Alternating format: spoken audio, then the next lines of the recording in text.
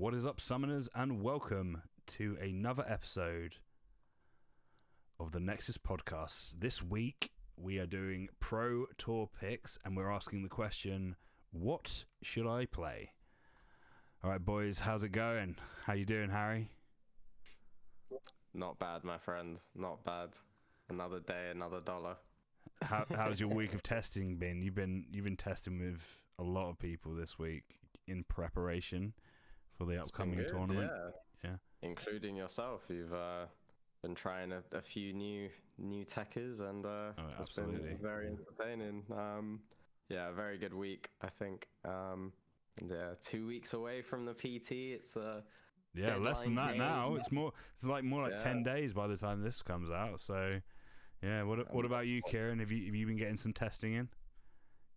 A little bit here and there, but not nearly as much as the rest of you. But it's okay. We'll be using all this time between now and the Pro Tour for some last-minute testing. And yeah, I mean, just literally probably a half an hour before starting this podcast, I actually just booked my Worlds trip.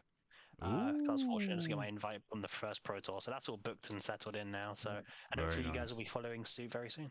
Yeah, 100%. And Emmy, unfortunately, you can't make the Pro Tour. You obviously qualified, but yeah, how's your week been? Yeah, man, I cannot wait for it to be over so I can say I'm glad I went to my friend's wedding instead of the Pro Tour, because ultimately it was the best decision. But now it just doesn't feel like it. I just wanna come as well and play. But yeah, I should be testing set 3 so far. I went as far as playing some TTS and printing some proxies. Then I cut them up and got bored. But I should start soon. I'd rather help folks testing for Pro Tour, to be honest. Yeah, you've been helping us out, which has been really, really great. So yeah, it's really exciting to be doing the Pro Tour. There's a lot of Americans coming over, so it's going to be a really, really excellent tournament for sure. And we're looking forward to welcoming them. We've had Alex over before, but to have I think there's about maybe like 20 to 30 Americans coming across, so it's going to be a real competitive tournament for sure. But yeah, you guys. So today, represent. Yeah, we will. I'm fortunate to have got my invite finally. So yeah, and I'm looking forward to playing the tournament. Probably will be my last tournament I play this year. We do have the Liverpool Grand Open coming up, but I am hoping to do some in-person judging for that. So let's see. But yeah, I've got a cat that wants to sit on me and be part of the podcast today. So, but animals are welcome. A real fabled beast. But yeah, today we're going to be doing a tier list of the decks that, we're basically just going to do like generic decks, decks boss cards, and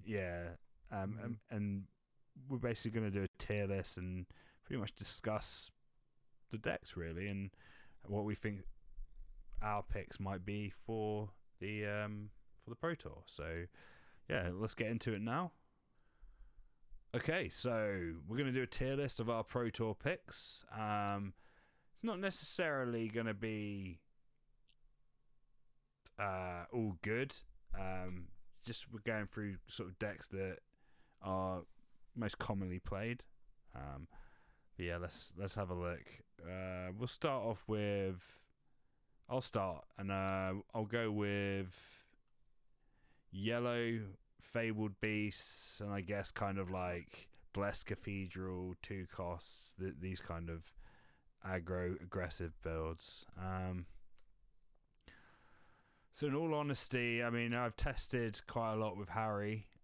We've dug into yellow a bit to see what can be done, and unfortunately, it's got heavy weaknesses in the main step. Which makes it very difficult to be a viable choice in this meta, just because of like how powerful purple is with core removal and general just removal, like with deadly balance and stuff. So just being unable to get value on the units, it really just doesn't have the strength. Blessed, however, is quite strong. You can steal games with early Blessed aggro, which has been a difficulty when I've been playing against it, because Bless has been popping up here and there. So I think there are cards within it that can be useful in the meta, but overall I think yellow will be a difficult choice. Don't get me wrong, some games will be maybe 50-50, but I think you're really looking at a kind of uphill struggle to get a really good result at the Pro Tour. So, as much as I love yellow and as much as I think yellow's awesome, I'm going to have to put it in the meh category, starting low, sadly. I don't know if any of you guys have got any little thoughts about yellow. Chuck in the Phoenix right objection. I think there's a case for Fabled Beast Yellow. Like, I would even say that it could be good, but certainly I think it's at worst okay. Like, we've seen a really prominent glow up for cards like Hippocampo lately, even outside of their color, and we are in a pretty aggressive meta, pretty tempo-y meta, and the blessed creatures just seem to be really well situated, especially with things like Volcanic Break gone.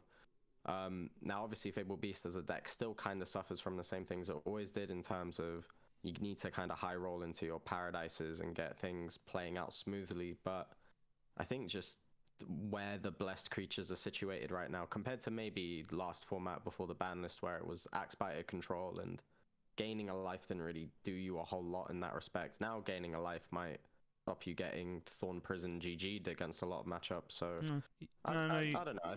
You may be right. But I think just from what we found, purple does too much to it in the main phase, and red has just too much Nexus destruction to be able to gain the value. You end up just getting outvalued in the end in those two matchups, and I think they're two very prominent matchups in this current meta. So that's the main reason I put it there. But in my heart, it's a top tier deck. I love yellow. I think I want yellow to be. I think yellow will have its time when it counts, and the world champion will be a yellow player. It probably won't be me, but the world champion will be a yellow player.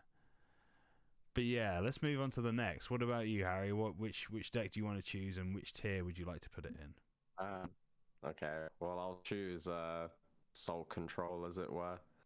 And I think we can just chuck it into top tier straight away. Straight in really to top tier. I think a lot of people are forecasting it to be the deck to beat, and whether you're playing it or not, you're certainly building your deck in such a way as to where it has to beat it. I think red has to beat Soul Purple, and I think white has to beat Soul Purple, or else you can't really justify bringing them to the event. And I think it's fine for red to lose to white if it at least beats purple. Like, purple's kind of at the top there, I think. Obviously, it's a new format. There's still a lot to be figured out in terms of what the optimal iteration of it is. Purple doesn't have everything mesh seamlessly together anymore without depths, but it is just so clearly good, and Infernal Bacillus does just sweep up a lot of the board as well. So yeah, I think it's in a very strong position right now, but curious what you guys think as well. Yeah, in testing, purple has actually felt very, very consistent. Obviously, there's a lot of different ways to build it, but the reality is there's a lot of very strong cards, and lately in testing, I've been finding cards like Mordred are really, really powerful, and stuff like that. So I think there's a lot of secrets going in there. Yeah, I agree. Like, we've seen core control kind of getting out of the scene for a little bit, mainly because I think obviously Axbiter, Public Enemy #1, and red was very fast. So ultimately, even with all those tools as a core control player, you would never have like a super great win rate against the other two most popular colors. After the ban list, I think it's kind of running pretty much free with Axe Spider being banned and Ovi being banned, and we've seen through testing actually it's a huge impact, as well as Volcanic Break being at 1, and now like those 4Ks can survive much longer, until set 3 at least. But yeah, I agree. I think it's top tier, and I think I'm curious to see what Kieran think as a red player, predominantly red player. Ex-purple player, now red player, I guess. Yeah, I always said going into this meta, purple was the color to be moving forward. People kind of slept on core control towards the end of its life span in the previous meta, but I mean, Harry brought the Bacillus Curse Rain combo at Glasgow and did amazingly well, in Swiss, completely undefeated in Swiss. So clearly it wasn't as bad as people were thinking, but no, you are right. When Axe Spider was running around, people did kind of dismiss it a lot harder. And yeah, I mean, yeah, I think it is the deck to beat, just kind of moving forward to summarize all your other points. Absolutely. All right, so we'll get on to the next one. Emmy, which deck would you be your first pick to talk about? I guess, like, since we mentioned it, and was the last I played competitively, maybe the White Control, which I guess is the Machine Beast control by definition now, as I think even losing Axe Spider. Which tier would you put it in? Would you say, Emmy, before you start getting into it? Before I jump into it, I was trying to convince myself of where to place it. To be honest, I think it can. You can change it after you debate it. But I would say it's good. It's good with a asterisk, I think, because set 3 will bring a lot of like interesting things in the mix. Right now, I actually made a video about like what would you put instead of Axe Spider, and I think on top of Axe Spider, obviously Depths is out, so White Control has lost a draw engine and a control piece that were pretty foundational, but it's still that really strong deck that if it high rolls is just unbeatable, right?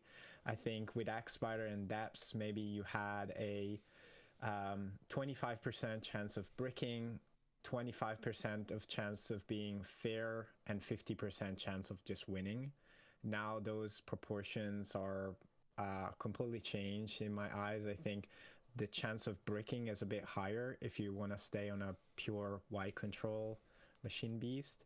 But I think there is rooms for, and I really hope to see some mid-range control-ish where, White does a really good job of dictating the tempo and shifting into that control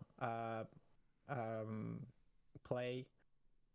Still, I think it needs quite a bit of work to make it function. So ultimately, I say good, with potentially slipping into okay if people don't really figure out how to adapt. Yeah, I think this biggest fear really for White is early aggression, as always, and with the introduction of Green really can punish White if it's using a Nexus style strategy. Even if it puts out early elephants, extorting its resources, that can often get it into a position where it can die. So a lot, like you say, it's very much a high roll situation where not only do you need, like now I think especially, is not only do you need your pieces, your big creatures, your Numenguard, you need suppressions in hand, you need ice shields, you need every component to survive the early onslaught. But no, I mean, I think it still has legs. White does have Pegasion, which is the best anti-green spirit, just straight up. Like it completely donks on a lot of the Thorn Prison stuff. So yeah, I mean, I can see White in terms of it being a deck that lost something, obviously, with Axebiter and Depths. But I do think that proportionally to what everything else lost, I think that white is still really well situated. Like, Nomengard is the most impactful sort of mid-game drop just in the game. Like, if you drop a Nomengard, obviously, as Emmy said, it is high rolly with Fortress Metropolis. You see builds running Volcanic Canyon and then Utokiwa to play into that high rolliness of it, Ant-Man being another high roll. But even that's like, well, you've got Ant-Man as a high roll route, you've got Nomen City as a high roll route.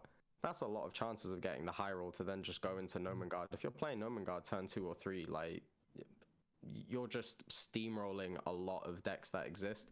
Now, obviously, yeah, white has flaws, it has inconsistencies, so I think top of good is probably an accurate place for it, but I wouldn't sleep on it at all, and like it wouldn't surprise me if just Elephant, and even if it's just like Elephant good stuff, again, we've seen with Volcanic Canyon and Tokiwa, like it might not be even a mostly white deck, but just something that leans heavily on Nomengard. It's probably the best spirit in the game, certainly in terms of its independent impact on the board. So yeah, white is very well situated, I think. Overall. Yeah, I agree. And also, white's, we're saying core controls top tier. Don't forget, white is still one of the decks that can build that Exodia board, with your Fuller, your Enterprise, probably locking down the board. White can still do all that stuff, that's not gone anywhere. Rocket City and Forest of Still Leaves are really disruptive as well if they build into that. They have a lot of options. Dream Bomb's really good right now as well in tempo matchups. It's not good as an aggro tool, obviously, but you have Suppression as the anti-aggro tool. Again, completely emphatic against green aggro. And then for all the other matchups, just burst Dream Bomb. Like, a lot of decks spend turn 1 playing Rotting Swamp and turn 2, or like turn 1 Scorched Battlefield and turn 2 a creature, and it's really good right now. Yeah, you can put that back immediately. It's very, very strong. All right, so moving on, Kieran, what would you like to pick from the 7 remaining decks? Yeah, I think Terrasaurs will be for me. I mean, it's the deck I've played the most, quite a lot. It's been in top tier for such a long time, but I would say it's top of good right now. Which sounds weird. I think really the meta is just it's a 3-color meta again. Last meta was a 3-color meta. This meta is a 3-color meta. Sorry, yellow, another meta where you're kind of out of it, but that's just where the game's at. Terrasaurs were employing a very aggressive strategy with 4 main deck jokers towards the end of last season. I mean, we saw Terrasaurs struggle a little bit, going into the Axebiter meta, and they couldn't really do what they wanted to do as usual. So we saw some of the Americans adapt it by shoving 4 jokers in, and there you go. Now, without Axebiter, that build is a bit more weaker, and now you don't have Overraptidon, so you can't really high roll as much, and your deck's a lot slower now. But personally, for me as a red player, purple core control has never really been that bad of a matchup. It's just very heavily dependent on, do you see your Nexuses, do you see your Starblast draws, and that's kind of how you beat purple core control. I think that's still the case, but you don't have anywhere near of an aggressive push anymore without Overraptidon. And against purple, Gigana Rex was never that important either, so it's not really you're not getting Gigana down faster. It's about just losing that 1-drop. That's really what it is. I know a lot of people have been testing out with Flame Rats instead. I'm not a big fan of Flame Rat personally. Its stats just suck, and the card sucks. But maybe that's just the only options you've really got there. No, I think Terrasaurs are still a good pick. If you bring it to the Proto, I think if it's your comfy deck, you're still going to do really good with it. I think. I think the biggest hit was the Volcanic Break, if I'm being brutally honest. That I think is the key issue, as someone mentioned earlier. Against purple, one thing you wanted to be a bit wary of was the Beldegor tricks that could happen, and you wanted to kind of Volcanic Break during the main phase to stop that from happening. And now you're only down to 1 Volcanic Break. So we might see the Agnifin card come back in the sideboard for the purple matchup a bit. Yeah, I mean, Red has the best good cards in the game, right? Burning Force, Starblast, Volcanic Break, and it's got some of the best sideboard options. I think it's a very adaptable. Yeah, I know, all very valid points. What about you, Harry? What do you think of Red? Yeah, I would agree with its placement in upper sort of echelons of good. I think that does maybe disguise how much it's fallen, but I think we can recognize that in terms of it was either the best deck or the second best deck for the entire time in which it existed, and now it's arguably not even the best variation of red, but does still offer something really unique, and it doesn't it's lost stuff, but it can be replaced. It just has to be replaced in a direction. Like Kieran brought up Flame Rat, and I think a lot of people's immediate reaction to the ban as well is just chuck in 4 Flame Rat instead of the OVs and you'll be fine. And then it quickly turned out to be, oh no, you're not fine. Like Flame Rat is far less efficient in basically every way, and sure, you get the upside of being able to chip for a draw, but that's basically all it's doing. After that, as Kieran said, really bad stats. Already kind of contesting with Thunder Leon for a similar spot. So, and yeah, the deck also isn't helped in that purple control, as we say, is one of the top contenders, and Gigano isn't necessarily the best in that environment. Gigano seems to suit, I guess, control environments a bit more, where players aren't really looking to attack one another, and then you get to apply pressure with Confront.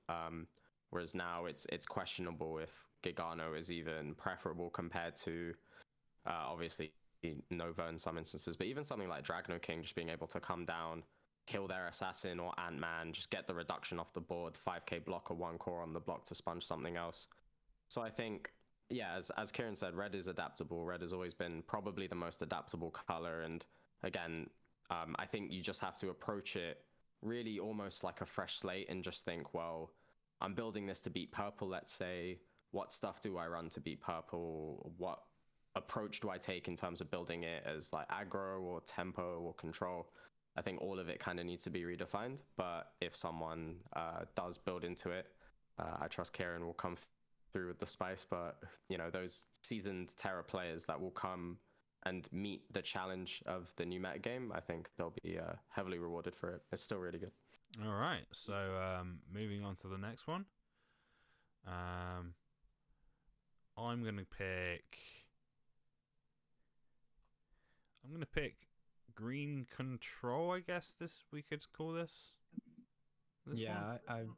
I chose Tokiwa for that. I think kind of represent a bit of like a green mid-range. Yeah, I mean, we just talk about the card's effect on the meta in general because it's an interesting one. Yeah, so I've been doing a lot of testing with this card in a lot of different circumstances, like with, you know, kind of a mainly green sort of deck, hyper aggressive to sort of mid-rangey. I've also used it in a kind of a white sort of, well, maybe predominantly white, but sort of mixed color control deck.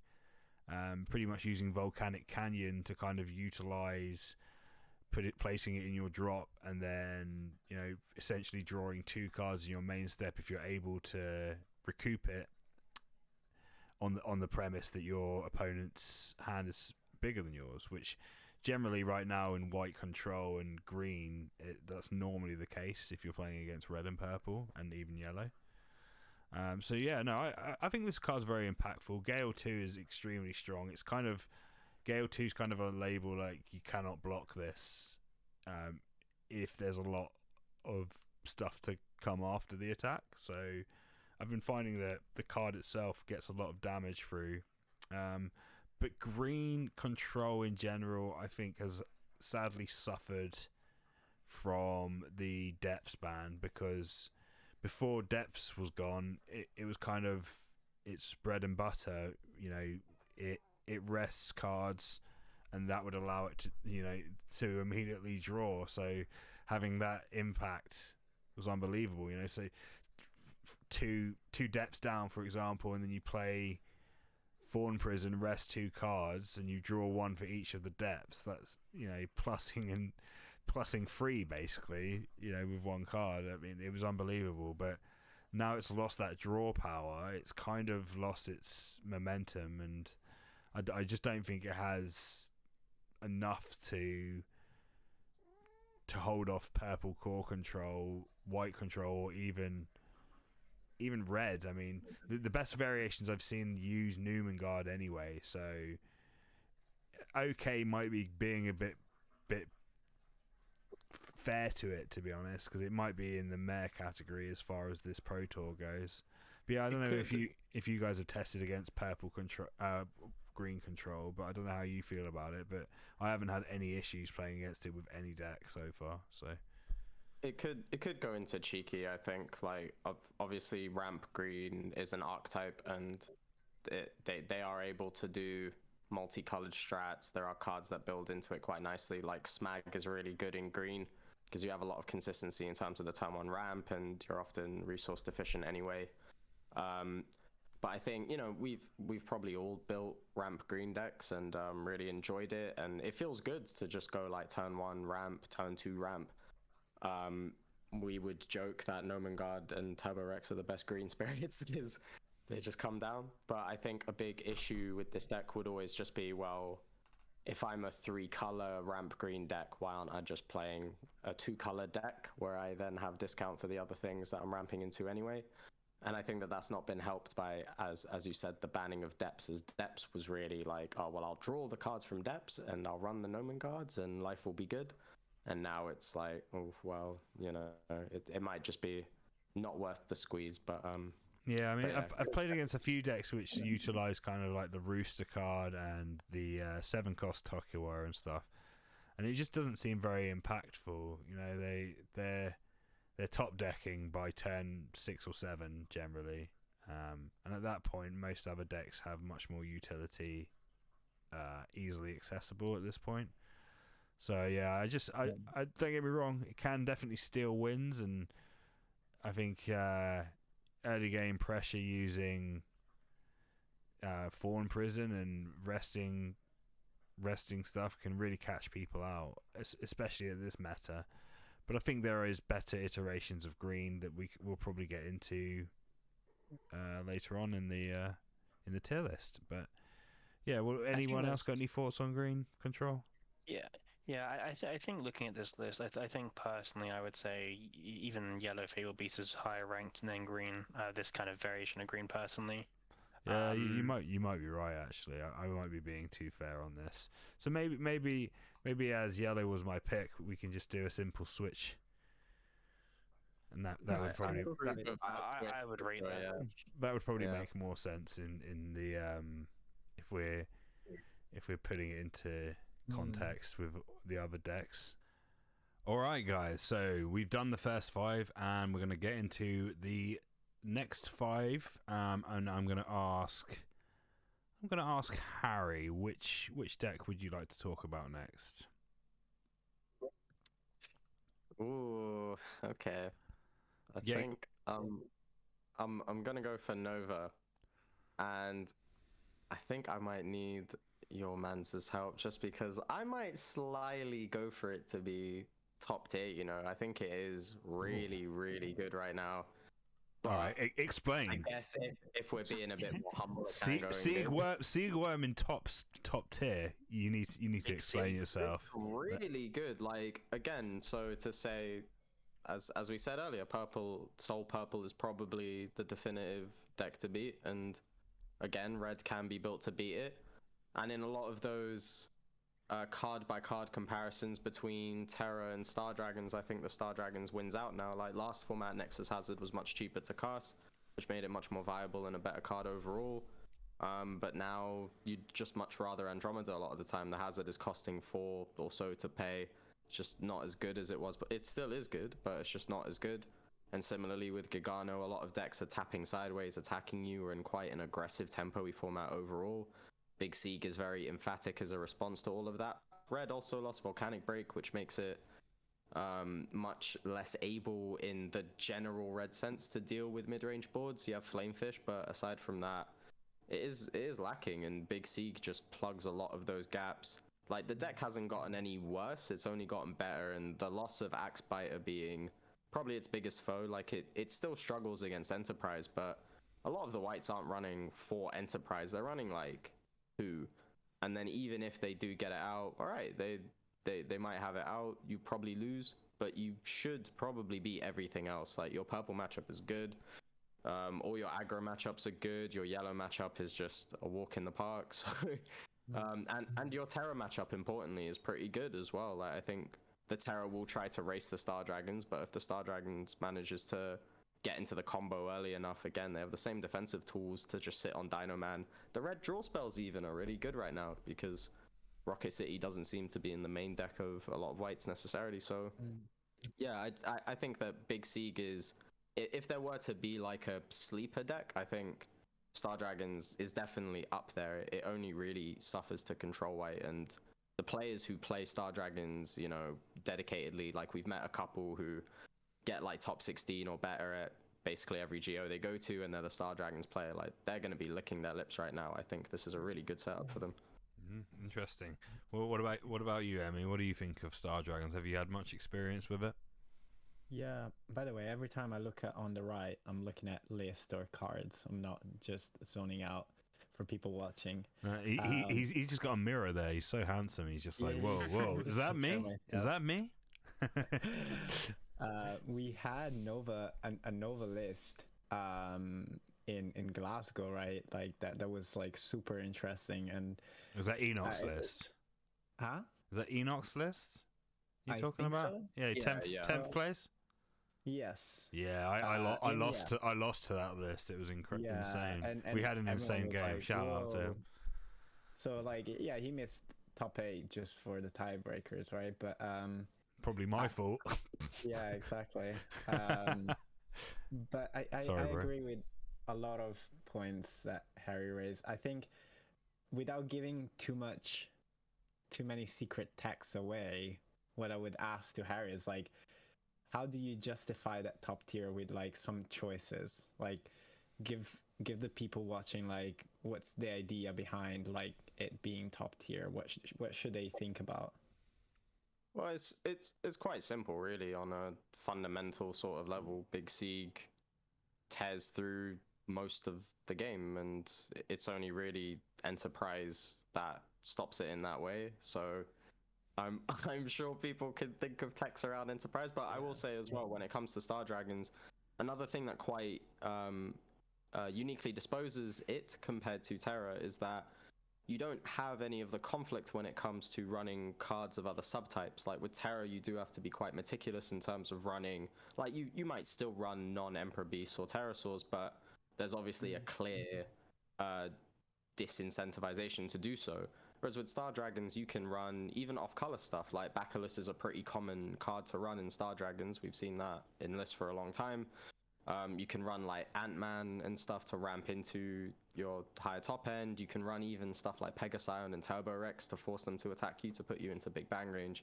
Like or the blessed creatures to heal you and give you a better balance on your life before you decide to heal. Like there's just a lot of options for Star Dragons compared to Terra, which is really contained a lot of the time to just the red cards outside of fleek techs like Joker and Valkyrie Mist, which will come in certain situations, but by and large you obviously just want to stick to the archetype. So yeah, I mean, I can't pretend like I've super duper tested Star Dragons to know, you know, every little rizzy little tech, but I think there's a lot more excitement going into this new format when it comes to, oh well, we can make this really good compared to Terra, where it does just feel like Terra is the same deck but worse almost, and people need to situate it very precisely and very correctly in order to have it turn up. But all right, curious what Kieran thinks as a red player as well. Well, yeah, that's fine. Yeah. Quick final thought.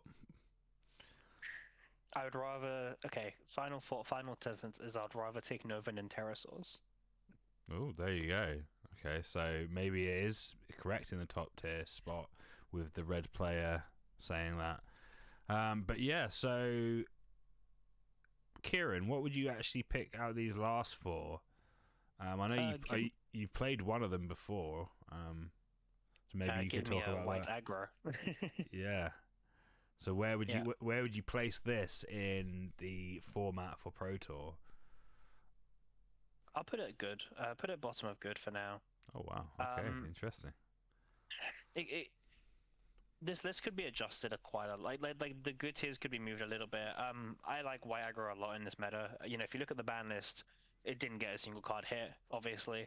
In fact, all of its counterparts got hit instead. Axe Spider was a bit of a problem unless you saw the Valkyrie Mist, and that's now gone. If they ever stabilized Neverwhere depths, you basically auto-lost. That's just kind of how it was as aggro. You just couldn't deal with the stabilized depths. That's now gone. And Red no longer has a million volcanic breaks. So you're in a good position. You still do what you do. I will say I'm not a big fan of the 12 1-drops, 8 2-drops build. I think that build just sucks personally. You have no that's the proper balls to the wall gamble build. The best build, and we kind of saw it in set 1 with some of the top players playing it, like Ayinde and Admasu, for example. You know, you would play a solid 3-4 drop and just kind of poke the opponent slowly. You didn't need to do anything too crazy, just poke them down slowly, and then kind of just go for the kill when you want to. And I think that's probably still a good strategy even now. You know, if we're saying things like Nova is in top tier, guess what does Nova lose to? Just getting killed before he even does anything. I think it might struggle a little bit against Purple being very high top tier, you know, with calls like Beldegor, Mordred, and you know, all it takes is a Curse Dragon on curve to come down and just blow up your whole field. But I think it's in a really good position right now. Obviously set 3 it needs to do some adjustments, but that's set 3. This is Pro Tour, and Pro Tour is good. Yeah, no, fair. Harry, you've done a bit of testing against White Aggro, I believe, with our friend Aaron. What do you think about its chances? You think it good tier is about right, or do you think it's a... Yeah, no, I think good tier is more or less always where it will be situated. It's just always a threat as long as Valkyrie Mist exists. Basically, it's always going to be a threat. I agree completely with Kieran as well, in that the 21 and 2 drop free to play variant is probably not the best version of it. There's a lot of, you know, Feral slashes about, for example. That build is quite vulnerable towards it. In general, I think the prevalence of Thorn Prison does diminish White Aggro a little bit as well, but it's just always going to be capable of catching people flat-footed. And again, like Kieran said, that sort of poke with a 3-drop sort of build is really potent. Pegasiron is very difficult for most decks to deal with. Jet Wyvern even is really difficult for a lot of decks to deal with, and that sort of aggro white base can even move into something a bit more tempo white, like I think Emmy said earlier on, where, you know, you're focusing a bit on maybe Dorgun or Nomengard. It has legs for sure, and when it finds its right spot, similar to green kind of, if it finds itself in that right spot tempo wise, then it's just really, really difficult for any deck to deal with. They can deal with it, but it is very difficult. So yeah, Emmy, any little thoughts on White Aggro before we move on to your choice? Not much to add. I feel like what will be a sleeper is actually green aggro. That I'd love to hear your thoughts, actually, because you've been playing it for a bit. So maybe we talk about green aggro.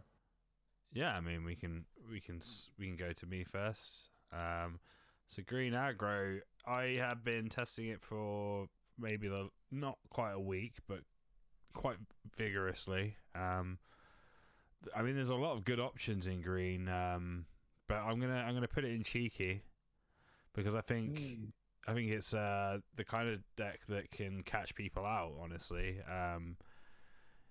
you've got a lot of tools for early tempo. Yeah, you're not really removing too much stuff, although I am trying to work on the build right now to add a bit more removal in, because there are options.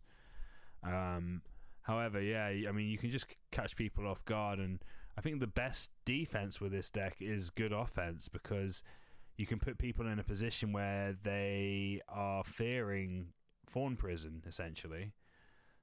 So you know, having to go wide early game can be difficult for a lot of decks. I'm not saying all decks have this issue, but decks like White Control, for example, like High Roll White, or even Nova, they rely on bigger units, and if you have to spend, say, 3 or 4 mana to get 1 unit out, it's very susceptible just to being arrested. So I mean, the deck also has legs in the mid game as well, I'm finding, because you can add splashes of purple which can help the draw issue, and there's a lot of synergy with 4 and 5 costs in the decks in green, especially utilizing Swift as well. Swift is you get very unique interactions using that, and I feel like when I'm playing, I never write the deck off now, because Swift is always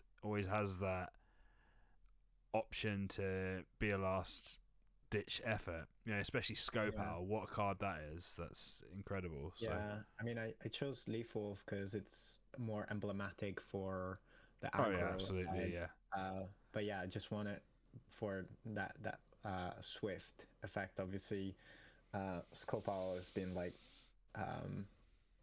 seen as MVP of many decks that are splashing it. Yeah, I mean, the synergy with Beldegor is insane for that, and especially in the later game where you've got more mana to spend, you can do really powerful defense and removal during your opponent's attack step. Yeah. I think that's very unique. I will say, I will add on Torn Prison that regarding catching people off, I think playing against green, but not necessarily only against green, Torn Prison requires a bit of thought going into Pro Tour, because it can create a situation where if you're not careful, you go for that swing and you lose the game, because there's the block, there's the life taken, and then or the Torn Prison, and then you lose on the swing back. And in testing has been happening like so much. So regardless of what deck you're playing, definitely remember Torn Prison every time you're absolutely. Yeah, and I mean, having a deck that kind of focuses in on what Form Prison's trying to do is really powerful. And going back to the Tokiwa card, we were saying in the break there that it's just an amazing green card for all green mid-range as well. Green control is meh, but you can do mid-range green, which is very strong, splicing with purple, and it's an amazing boss card for aggro, because if you get them down to 2 life, and then you've got a board full of ants, for example, and then you slap down Tokiwa, it almost becomes an unblockable, because they don't want to rest their whole board to block, or they can't. So you're normally popping ice shields there if they have them. So I think it cheeky, and it could be in the good tier, honestly. But I think at the same time it does have shortfalls. But that's what a little bit of luck can get you through. But it can definitely beat purple core control. It can definitely beat red. It can definitely beat white control. Yellow's surprisingly one of the more difficult matchups for it. Fabled Beasts and double exhaust Nexus is an absolute killer. I mean, I know it is for most decks, but for this deck, for some reason, it just completely takes the wind out of it. But yeah, no, really, really great deck, and yeah, I think it could be a fun and powerful choice. So we have just 2 more. We have Michaela, the lovely ladies. Hate to leave them last, but we have Michaela and Majuk. Emmy, which one out of these 2 do you want to pick to talk about? It has to be Majuk. I haven't had the pleasure of meeting Michaela yet, to be honest. You will one day, and when you draw 7 magic cards out of 9, you'll be loving life. Sure. We picked Majuk for curse.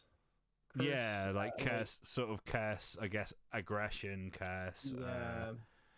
I mean, yeah, it's so hard because, actually, you can build purple in so many ways. I think as a staple, we look at Majuk, we can, think about it as a bit of an umbrella.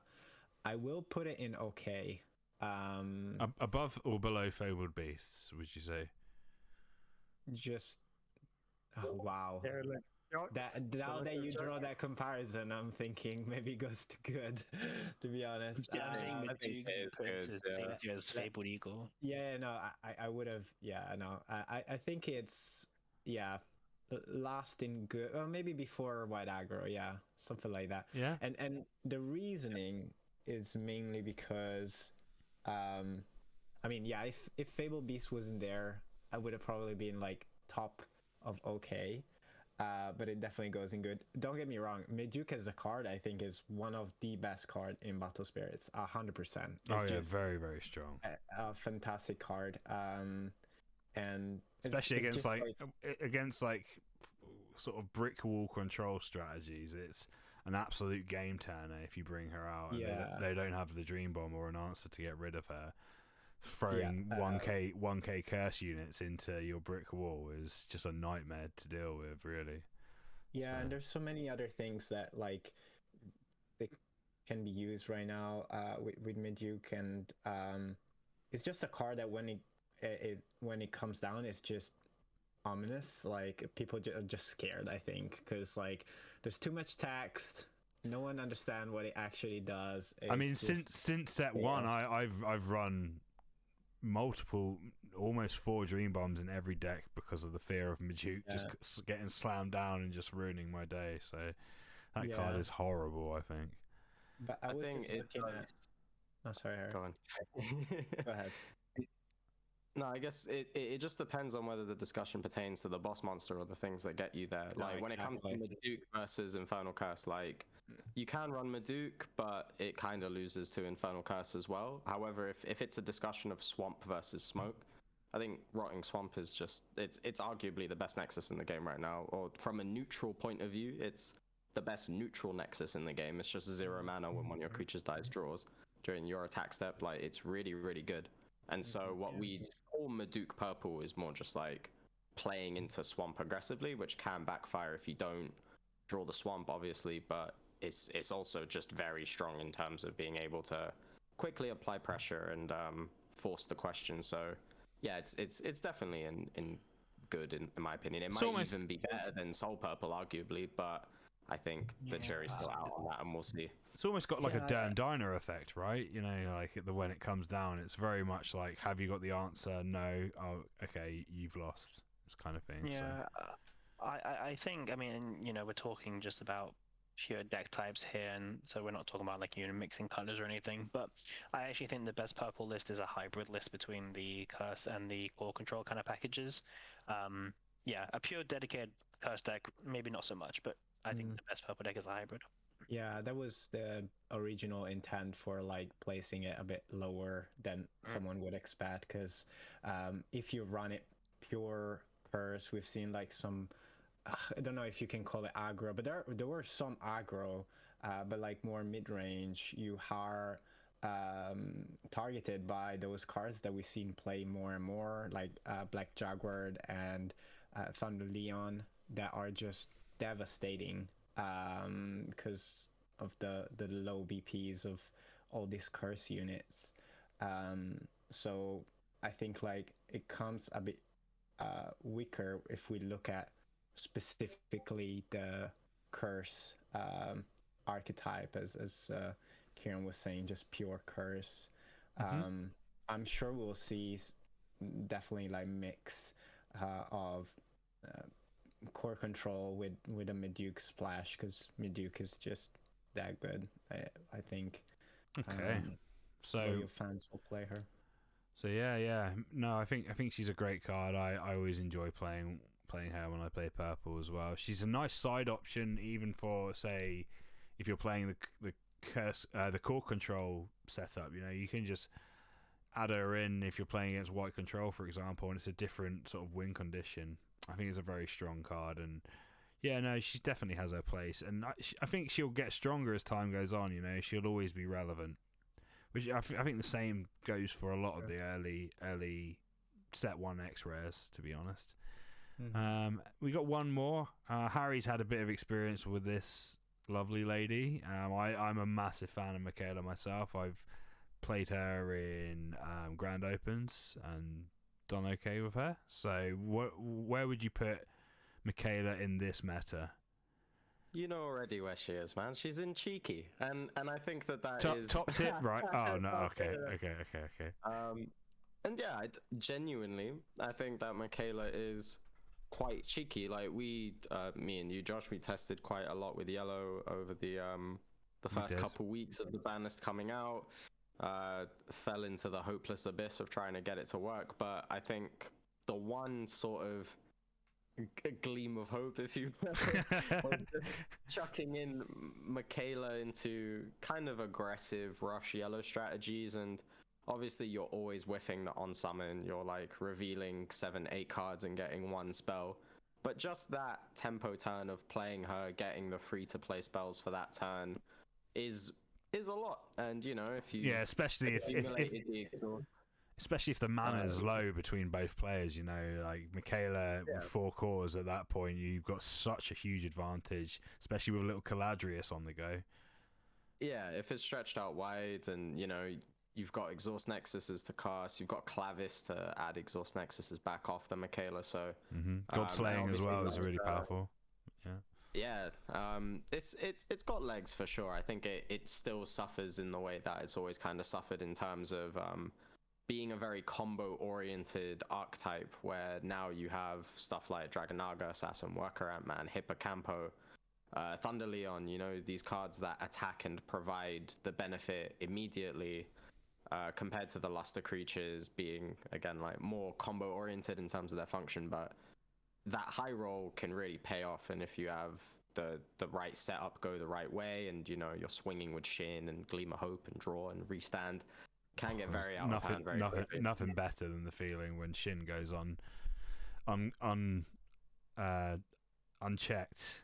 Like if you got multiple, say you've got 2 or 3 Gleam of Hopes in hand, and you get to swing twice and you resolve it twice.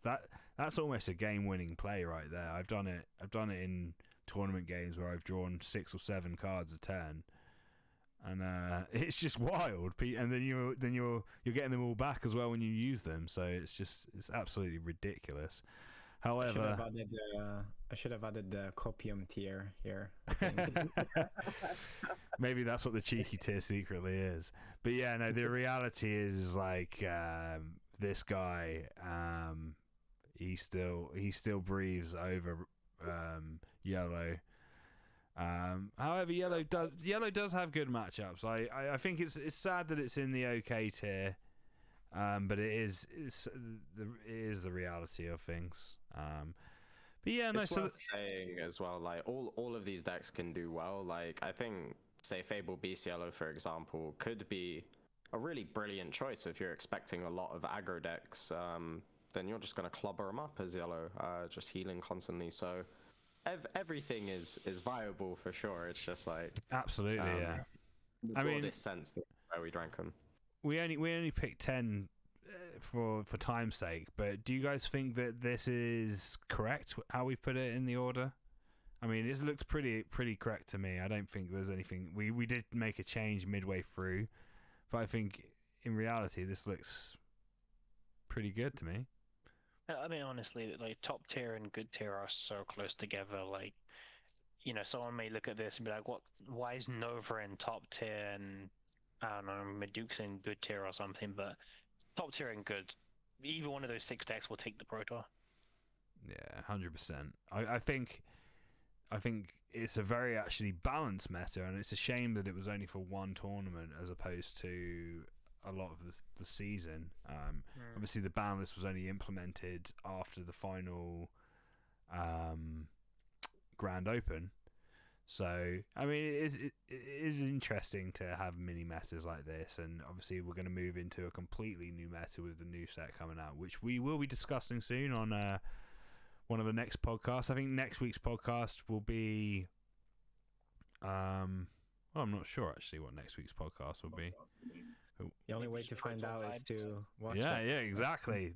That's the only way I'll find out is by watching. So, but yeah, no, I think this is right. Any other thoughts on the tier list before we move on? I think it's a good meta for the send off of set 2. As you said, it's a very short-lived meta because of it's a one tournament meta, right? But it's the biggest tournament of the season. So, all right, so that is it for today's tier list. Before we go, we're just going to have a a little chat as we do at the beginning and end of all podcasts, and we're going to do question time on the round this week. I've been allocated the question, and I'm gonna ask it now to all of you guys. So, including Set Free, if you were tasked with banning or unbanning, because we've had a few bans, one card right now, and you can only give a one sentence reason why, which card would it be? And we'll start with Emmy. No, come on. Any card. You were the one that looked like you were sweating the most on the question, so any one card that it can be, and don't worry, it can be biased and personal. It doesn't matter. Don't worry, it's not gonna happen. I'm not gonna phone Bandai and tell them to do it. Well, maybe we will. But no, yeah, just it can be biased if you don't like playing against the card and stuff like that. So yeah, no, I think it's hard, right? Because you can pick one from a very selfish point of view and just say, I don't like to play against this card. But like to give credit to Bandai, like when you introduce a ban list, it affects like the whole ecosystem of the game, and it has ripples and repercussions. So yeah, I mean, it's incredible how just four changes have opened up everything so much, you know. So, but yeah, no. What would be the card? Come on, quick fire. One sentence. I don't know. Giganorex. Yeah, I mean, for obvious reasons, it's so oppressive, right? Overtune, fuck him, like just completely delete it. Completely delete it. Kieran's face right now, he's like, we're not friends anymore, Emmy. We're not friends. What about you, Harry? One deletion right now. Tin Soldier, ban it. Really? Oh, is that strong? No. I'd limit Thorn Prison maybe. I don't know. I don't know if anything needs to be hit. We'll see next set. Oh yeah, that's not the question. It doesn't matter if things need to be hit. It's just what would you hit if you had to? Well, if you had to do one hit, you were forced at gunpoint.